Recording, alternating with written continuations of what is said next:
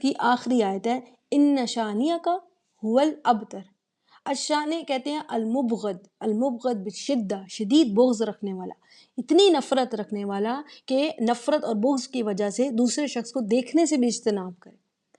یہ الشانے کا معنی ہے، شدید بغض رکھنے والا. اور ابتر کا لفظ بطرہ سے ہے.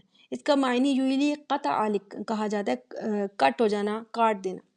اصل میں اس لفظ کا استعمال ہوتا ہے قطع قبل الاتمام، یعنی کوئی کام چل رہا ہے، مکمل ہونے سے پہلے منقطع ہو جائے، پورا ہی نہ ہو پائے.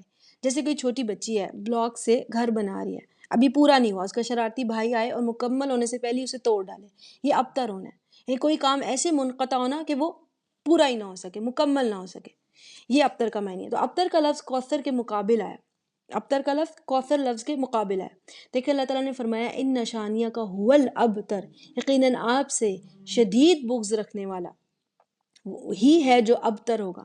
یعنی جو کوئی بھی آپ سے شدید نفرت اور بغض کی وجہ سے اس کوثر کو، اس رسالت کو روکنا چلے اس کے لیے، اس کے اس رسالت کے اگینسٹ پلان بنائے، اس کے پلانز کبھی بھی کامیاب نہیں ہوں گے. ہمیشہ اس کی کوششیں کیا رہیں گی؟ ابتر.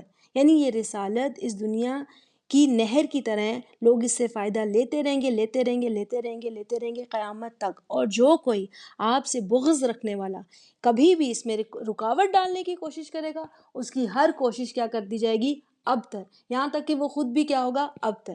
یعنی جو دین اسلام کو روکنے کی کوشش کرے، اسلام کے بارے میں دلوں میں بدگمانیاں لانے کی کوشش کرے، قرآن سے لوگوں کو دور کرنے کی کوشش کرے، آپ کے اصحاب کا راستہ روکے، ایسے ہر کسی کی چال یا کوشش کبھی بھی کامیاب نہیں ہونے دی جائے گی، کبھی بھی کمپلیشن کی طرف نہیں جائے گی، راستے میں ابتر کر دی جائے گی، کٹ آف. جیسے ابو لہب نے کوششیں کی، اس کی تمام چالیں کیا ہوگی؟ ابتر.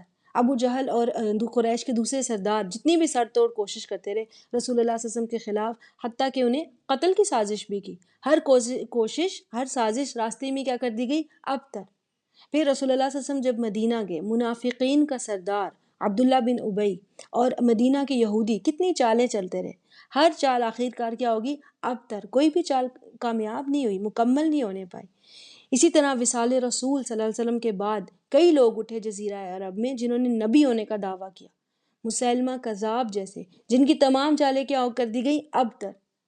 اسی طرح آج تک اس رسالت کو کوئی روک نہیں پایا، یہاں تک کہ کوئی جھوٹ موٹ کی حدیث بھی اگر گڑھ لی جائے تو کچھ ہی عرصے میں وہ بھی ابتر، وہ بھی منقطع ثابت ہو جاتی ہے.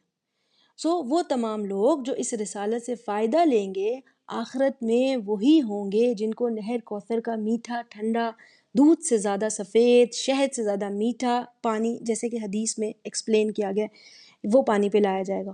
اور جنہوں نے اس رسالت سے بغض رکھا، انہیں کوثر کے شیریں پانی سے دور کر دیا جائے گا. دنیا چونکہ عالم خلود نہیں ہے، دنیا فانی ہے، تو یہ رسالت اس رہتی دنیا تک ہمیشہ قائم رہے گی اور انسانوں کی ضرورت کے لیے کافی رہے گی. پھر آخرت کیونکہ عالم خلود ہے، وہاں نہر کوثر اور اس جیسی کئی نعمتیں ہمیشہ قائم رہیں گی کیونکہ وہ ہے ہی عالم خلود. یہ مختصر سی صورت اپنے اندر کتنا گہرا، عظیم اور دنیا سے لے کر آخرت تک کا پیغام لیے ہوئے. وآخر دعوانا ان الحمد للہ رب العالمین. السلام علیکم ورحمۃ اللہ وبرکاتہ.